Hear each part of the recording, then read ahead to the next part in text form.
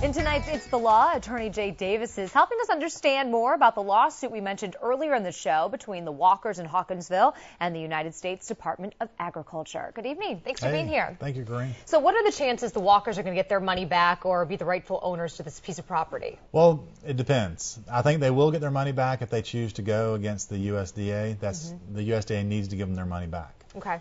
Let's talk about the neighbors, the Lesters. Those are the people who currently own the home that the Walkers purchased, the foreclosed home. So they know there's debt. They've told me there's a lot of debt that dates back a long time, but they didn't get the official foreclosure notice. So do they need to leave? Are they okay staying in that house? They're okay staying there. They actually have the option. They can contest the foreclosure. If the Walkers were to pursue and try to evict them from the home, they could contest the foreclosure and defend their rights that way. Or they could go against the USDA for a wrongful foreclosure.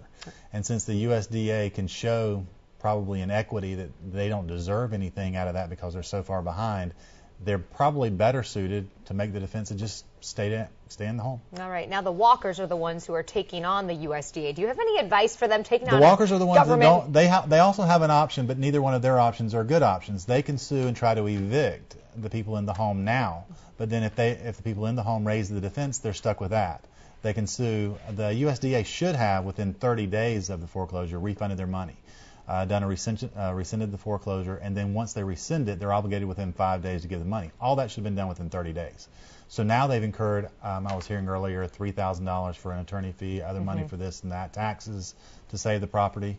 They also could take what they paid in taxes and stand as the tax commissioner and evict the people from the home based on the taxes. A lot of different routes, it seems. All kinds of ways they could go at it. All right, Jay, we've got a viewer question for you tonight. This is from Bobby. What can be done to help a board-certified physician get privileges at a hospital when he has been denied? There is no reason for him to be denied other than the fact that the hospital and the doctors who are employed by it do not want to split their gravy train up with anyone else. This is a total injustice, says Bobby. What do we tell him? Well, the thing is, employment is real subjective. You've got hospitals, somebody trying to work in a hospital. Is it a government-run hospital? Is it a private industry hospital? There's going to be different guidelines that say who can work there and who cannot. So you're going to have to go through and look at the guidelines for that particular hospital.